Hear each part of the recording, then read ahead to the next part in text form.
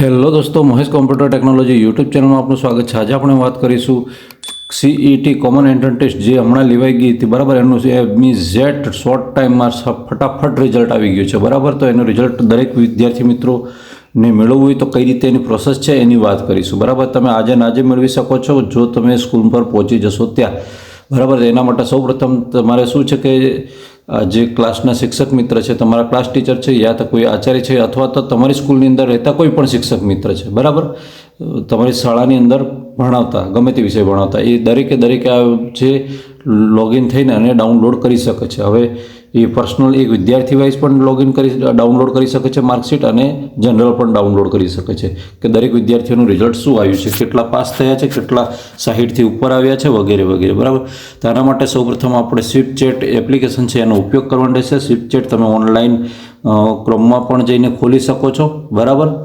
સ્વિફ્ટચેટ ક્રોમમાં પણ ખોલી શકો છો અને આવી એપ્લિકેશન પણ ઇન્સ્ટોલ કરી શકો છો। એ ઇન્સ્ટોલ કર્યા પછી તમારે શું કરવાનું રહેશે, તો સૌપ્રથમ તમારે એની પર જે ક્લિક કરશો એટલે તમને સીઈટી વાળું બટન આવશે, બરાબર। સીઈટી કોમન એન્ટ્રન્સ ટેસ્ટ એમ કરીને આવશે, એની પર ક્લિક કરવાનું રહેશે। એની પર જેવું ક્લિક કરશો એટલે તમારે એના પછી નેક્સ્ટ આવી જશે, ભાષા પૂછશે તમને, કઈ ભાષા કે તમે કઈ ભાષામાં કામ કરવા માંગો છો, અંગ્રેજી કા ગુજરાતી, બરાબર। તેમાંથી તમે ગુજરાતી પસંદ કરશો એવી આશા રાખું છું।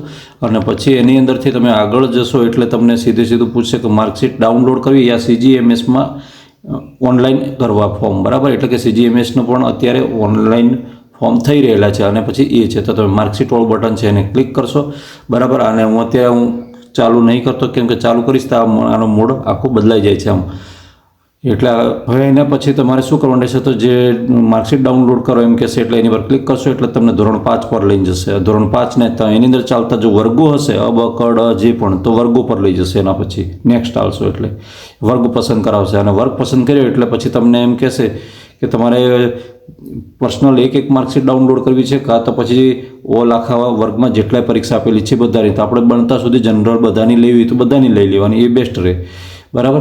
નહીં તો પછી ડાયસ નંબર સિવાય પછી ડાઉનલોડ થતી નથી, વિદ્યાર્થીનો ડાયસ નંબર પર્સનલી અલગ રાખવો પડશે ત્યારે ડાઉનલોડ થશે।